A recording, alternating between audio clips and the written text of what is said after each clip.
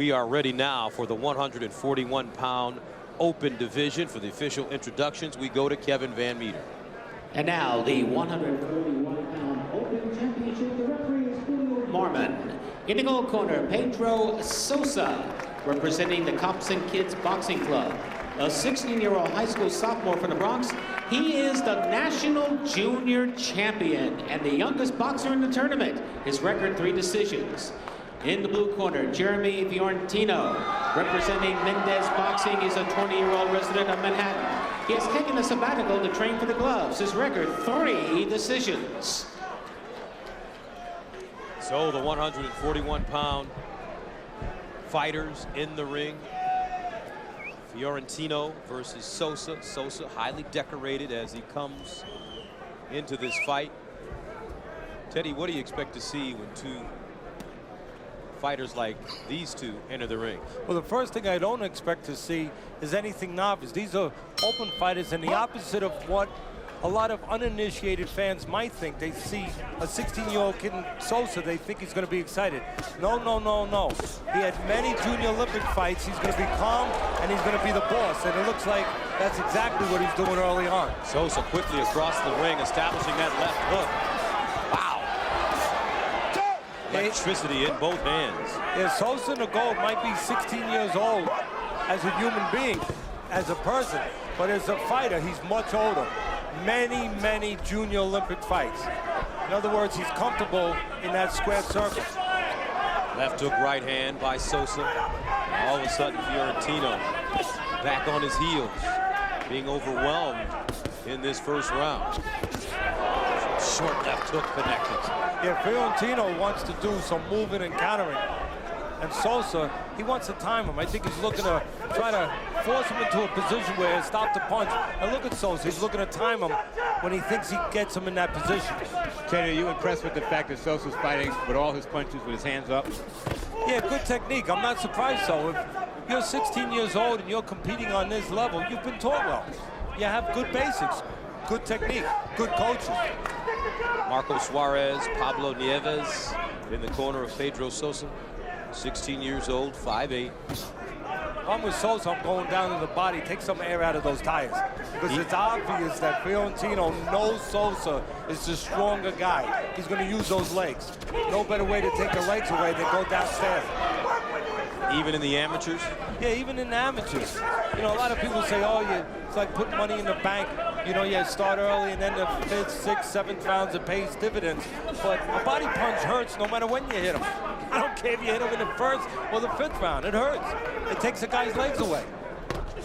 Teddy, if you were looking to train a fighter, out of these Golden Gloves so far, Sosa in the semifinals looked like some pro prospect. And to have so many amateur fights, and yet he has that pro style. Yeah, he does. Power. I mean, he's looking for power. He's looking to cut the ring down. You know, as I said earlier, he has a guy in front of him right now who's on his horse a little bit, but he's not chasing him. He's staying in control, and he's looking to time him. Some right hand. Fiorentino, though, not backing down. Seems like he's found a rhythm. What do you do if you're Jeremy Fiorentino against a prospect like a Sosa? Well, you recognize what he is. He's a guy who's stronger than you, and you do what you're doing. You keep him off balance. You do not allow his feet to be set and centered. And that's exactly what Fiorentino's trying to do, and doing. Lateral movement, trying to keep the stronger guy from being stronger. Keep him off balance. Last year, Fiorentino advancing to the novice semifinals. He's competed in the Platinum Gloves, the Empire State Games, ringside, and the PAL Nationals, so he has a lot of experience and a very good and active first round. Teddy, I got to ask you, 16 years old, very talented, a lot of amateur fights. When is it too many amateur fights? You know what? That's individual. That has to do with the DNA, and I'm serious, the DNA of the person, who his parents were, you know, how durable he is, and what his style was. Did he take a lot of punishment? If he had 100 fights, but he was a slickster like Fiorentino, and he didn't take punishment, 100 fights, all right. But if you took a lot of punches in that 100 fights, that's too many. Now here you see him at work, double left hook, ducks 1, 2. Perfect, right, Teddy? Yeah, that was very good. And also, it's a good example of defense right there. Defense, getting underneath the punch and then coming back and pursuing your opponent. Fiorentino made a mistake. He went straight back. He was still in the path of the punch, and Sosa knew to go get him. Come on, man. It's close, all right?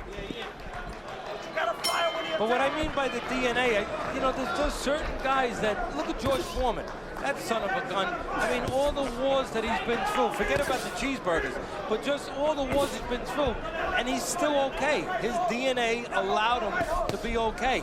There's certain guys with a lot of fights, they can handle it better than other guys. But again, the style dictates.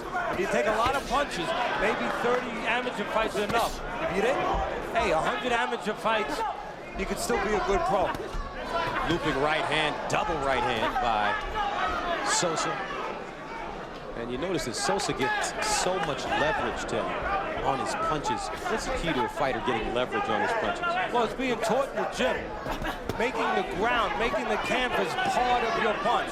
You're gripping that ground and you're taking the floor with you. You're turning into it from the floor, from the legs. Also, intent, bad intentions. You mean for the punch to be hard. When you watch the lighter punching guys, like right there, you just saw, you know, a little powder puff punch from Fiorentino, and in no way am I disparaging him, but he didn't throw it through the target. He threw it to the target. That's his style. That's his temperament. He understands that that's what works for him. Sosa punches through the target. Big right hand by Sosa, backs up Fiorentino. Gus Johnson, Tony Page, Kathy Burke, and sitting in with us, Teddy Atlas. One thing you like about Fiorentino, at least I like, he came here with a very specific fight plan. He understood what he had in front of him and what he had to do. He watched the Clint Eastwood, I think, movie, you know, Dirty Harry, where he said, a man must know his limitations. Well, Fiorentino knows he can't stand in front of Sosa, so he's doing what he needs to do. Know thyself. Yes. It's good to watch Clint Eastwood before a fight. That's right. Now, Teddy, I'm sure you know from working the Olympics, all of these punches, not much power on them, but they're still scoring the equal points. Yeah, well, that's why Sosa might not wind up winning a Gold Gloves. He may win a Gold Gloves, but he might wind up at the end of the night being the guy that all the pro sharks, all the managers are going after. Because in the pros, his talents will carry him more than they will in the amateurs, because of what you just said. Sosa, the aggressor from the very beginning, lead left hook connecting. Really sits down well on his punches, reminds me of a young Cotto. Heavy-handed. You know what I was thinking about when I was thinking about Sosa? 141-pound class, right? The class I'm thinking about was 147, but I'm thinking about years ago. I'm going to take you back in the time machine. Alex Ramos. Interesting, very interesting. Yeah, Alex Ramos was a guy who had probably 100 junior Olympic fights when he went into the gloves, and he was fighting sub-novice. You explain that to me. Imagine the poor real sub-novice guys that had to match up against him. But him being this talented and this young, is there a chance, is there the opportunity that some people might take advantage and try and rush him into the pros?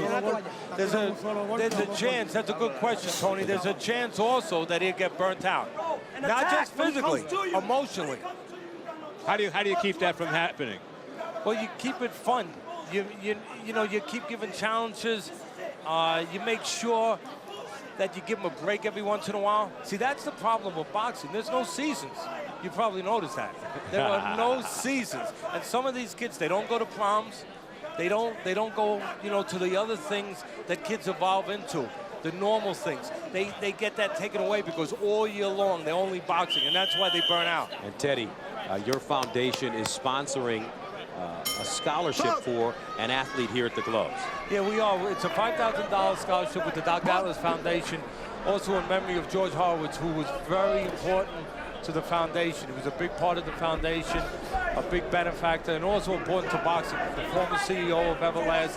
He passed away much too young from cancer, and we want to do this scholarship. We've been doing it for the last 4 years to a Gold Glove fighter who wants to go on to college, and it's a $5,000 scholarship, and we'll do it every year. Dr. Atlas, George Horowitz scholarship. And we have a kid in between the intermission tonight who will receive it tonight. Very noble cause. I appreciate it. Round 3, third and final round. Fiorentino starting to unload a bit. You know what Sosa's trying to do now? He's trying to cut that ring down, force him into a position, and time him. He's not chasing him right now. He's really changing the strategy a little bit, Sosa. And that might be out of frustration, believe it or not, that he hasn't landed the big bombs. He's looking to time one shot now. Either when Fiorentino comes in or when he goes out. Just watch him. Is that one shot the right hand over his down left hand? Yeah, coming forward, Tony, you're right. When Fiorentino comes forward, it's the right hand, but when he goes back, it's the left hook. Because Sosa feels he can jump in with that left hook as Fiorentino goes back. There's the right hand as he comes forward. And when he goes back, he'll be looking for the left hook. And there it is. Fiorentino is giving it a shot with combinations, and he's really going for it. And again, we all look up at the upstairs. You know, I mean, how can you not? We're looking at the punches. We forget to look downstairs at the feet. The feet are winning this fight for Fiorentino because he's not standing in front of Sosa. Kind of like that old, when you watch those old sing-along songs with the bouncing ball, just follow the feet, and you know how Fiorentino is doing. You watch a lot of old stuff, don't you? Yeah, I like old stuff. You notice that? I do. I like old stuff. Take me out to the ball game. And talking to old stuff, I tell you, I'd be remiss if I didn't say that I'm looking at Sosa, who's representing Cops and Kids, and this is the first time in 74 years that the PAL is not represented here. Yeah. And you know what? I think that's a travesty. The new director of the PAL, from what I understand, Felix Uradia, is taking boxing out of the PAL. And the Cops put the money up to form, you know, Cops and Kids.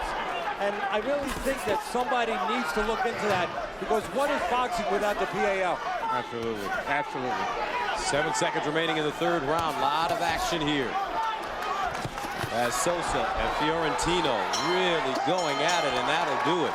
Terrific fight. In the 141-pound open division between Pedro Sosa and that man, Jeremy Fiorentino, who fought his fight from the very beginning. He knows himself. Yeah, he does. You know, that's a good point, because you have to have an identity when you get into that square circle. And he has an identity. He knows he's a boxer. And he knew before this fight started exactly, he wasn't waiting around to find out how he was going to go about his business. Sosa, on the other hand, showing some very electric skills, Tony. Tell you what, he's got power in both hands and is a solid combination puncher. So a nice complete package in there. Didn't get rattled. You know, I think Kathy made the right point. We're looking at some replays here.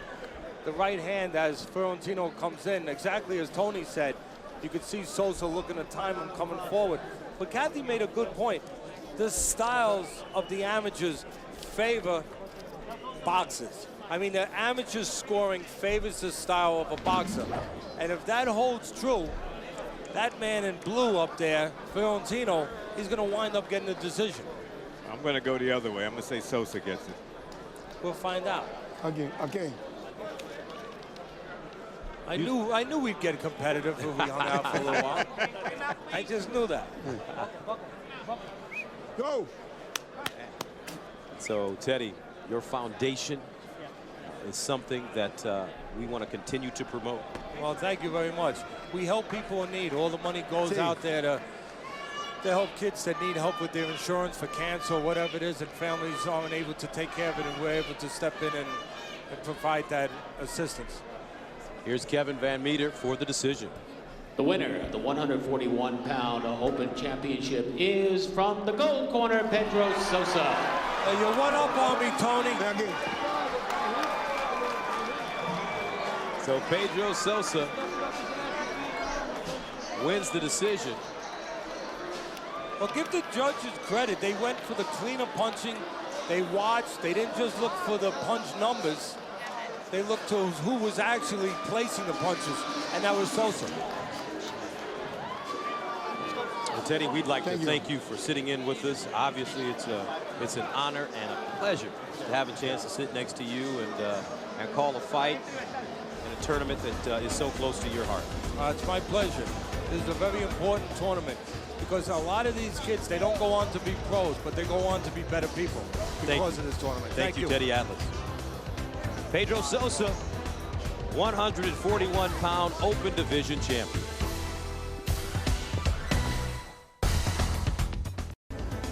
Just saw a good young fighter in Pedro Sosa, 16 years old, and our Tony Page is standing by with him right now. Thanks very much, Gus. Pedro, you sure you're 16, right? Yeah, I'm 16, yeah. You had a tremendous performance, good opponent, but it seems like you hit him a couple of times. You could take a shot, you changed and went into a boxing mode. Yeah. In the first round, I'm trying to fight with him, go at it, but I see that worked, but he was moving a lot, so the last round, my trainer told me to box a little bit, and see if he can come and fight with me. I think I did pretty good the 3 rounds. You followed the game plan, you fought a great fight. How do you go what do you do from here? I mean, you look so good, but you're only 16.